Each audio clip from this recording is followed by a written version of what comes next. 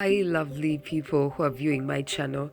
You're welcome. My name is Juliana. We're going to have so much fun on this channel. Trust me.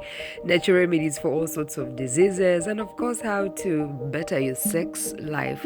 Now, this morning I playfully posted about vaginal steaming. It is something that has been around since the 80s. Our grandparents have used it, so I've also used it, and it has its own benefits. So this morning I wake up and post playfully what I've used to vaginal steam, and then surprisingly I get so many messages from my girlfriends on what to do, how to use it, and the benefits. So I just thought I would do this so I can collect all the information in one place where anyone can easily access it. So many other women out there maybe don't have this knowledge. Now, for vaginal steaming, some of you have heard of it, yes, according to the messages that you have sent, but some of you are using the wrong herbs to vaginal steam. To vaginal steam, we are going to need only 3 types of herbs. We are going to need mint, that is like the very, very most important, rosemary, also very, very important, and oregano. Those are the 3 major herbs to use while vaginal steaming. Now, if you don't get oregano, you can use basil. For those 2, you can use any of them, either basil or oregano. It's up to you. If you want to use all the 4, it's also no problem. Natural remedies usually don't have any side effects, so it's all right. You can go ahead and use that. You're going to need those 4 herbs, and then you're going to need a bucket, very clean bucket. It could be plastic, it could be metallic. Maybe you just need to buy a bucket for only specifically this use, vaginal steaming. You're going to need those herbs, a bucket, and very hot water. So now what you do, you get your bucket, you pour in these herbs, and then you pour in water, and you wait for the water to cool a bit. Don't sit yourself on there when the water is still steamed up and everything going on. No. Wait for it to cool a little bit, and then you sit on the water basin. Just sit on the basin and cover your thigh area so that all the warmth can be. Yeah, that is what you're going to do. Sit and let all the warmth get into you.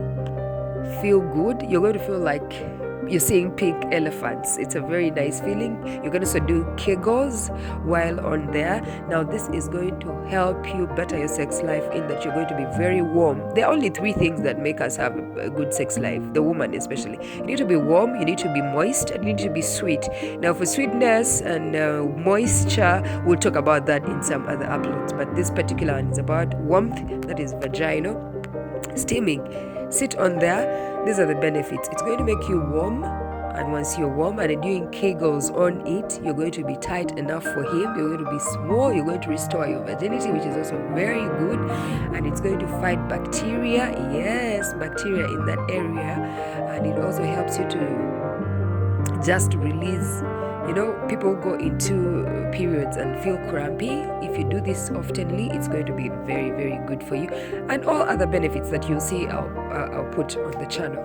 Now, the other thing, there is a small warning. Don't do this if you're pregnant. Don't do this if you're using family planning of IUDs. If you have something inserted into you, because it may melt away. We don't need heat in that area when you already have another, some kind of chemicals inside there. You only do it after removing it's a IUD. I rarely use these family planning things because I'm so natural and organic. So yeah, the names disturb me. So don't do this if you're pregnant. Don't do this if you're on that family planning of that thing inside you, the IUD. And also don't overdo it. It is something that you can do like once in 2 months.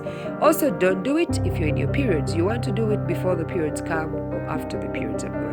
Where do people get these things? Well, you can find these herbs in your local stores, in the markets where you buy your fruits and vegetables. There's usually a section of spices. You find them there. You can find rosemary, oregano, basil, mint, all of them fresh. You can buy the fresh ones. But in case you don't find them in the market, you can also go to the supermarket. The supermarket usually also has a spice selection, where they are either natural spices or the dried ones. If you cannot find the natural organic ones fresh from the farm, you can find the dried ones. Yeah, that is also good. There are some brands which are really, really trusted, that they're grinding the right spices, plus some of these things are not so grinded, so you can look at it inside and you tell whether it's a fake spice or a real spice. The dry ones will also equally work well for you if you cannot find the fresh ones. And in case you've totally failed, well, you can send me an email. There'll be information in the Dropbox. you can email me, and then I'll find a way of sending them to you, because I mean, these are things that I can dry or send to you fresh. Yeah. If you've liked this information and the channel, don't you forget to love and like, subscribe, also touch the bell, because all the information that I'll be sharing on this channel will be very important for your health and your whole family. You don't want to miss any other uploads that will be coming on after this one. Thank you. Have a good time. Bye.